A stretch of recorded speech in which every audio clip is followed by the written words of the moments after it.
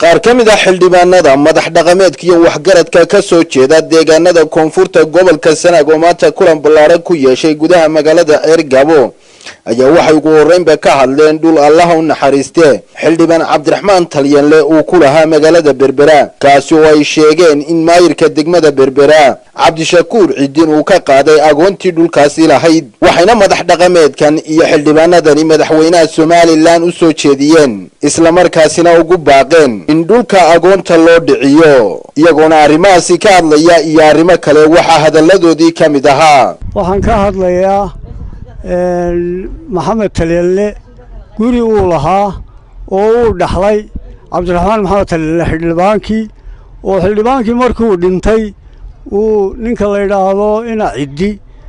ما يركا بربرا وسير هيرهوده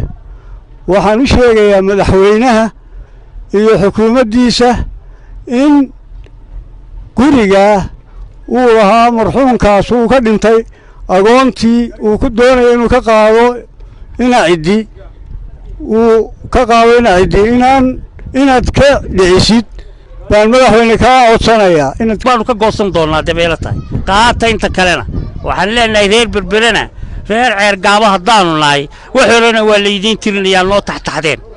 عاد ما أنت أنا كنت أقصد أقول محمد تلينله يا عبد الرحمن تلينله وكل حين محمد أبيه كنت أقصد بانو لنا وعملنا لنا وين عروض لك هالشعب وحقوق ذي هالشعب بانو لنا هدان ويايل كرار كنا هاي كدعنو ما قارين وليانو إنه نقول يا إسكا قادنو صاي إسكا قادنو ولي ما ينو قارين وعملنا لنا وين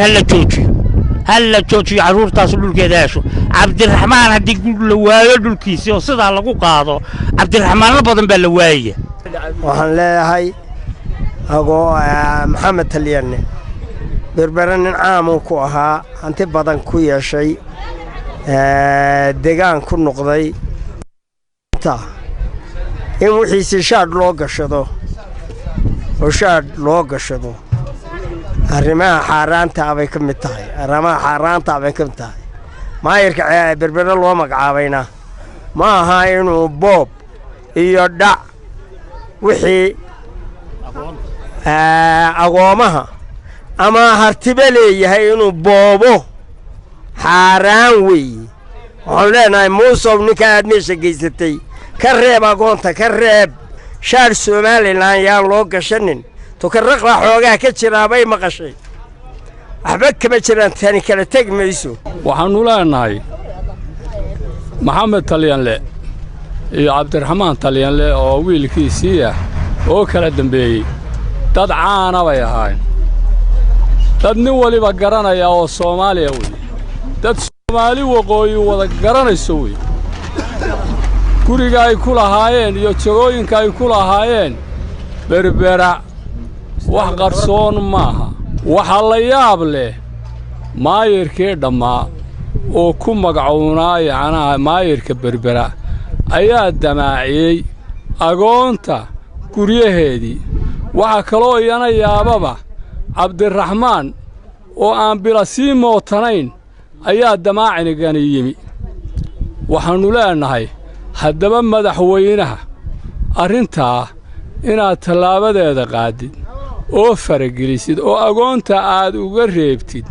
ninka maayirka ah oo raqdeedii uu qoyan yahay oo xildhibaanku uu moodanayn bilo waxa wixii si waa la boobay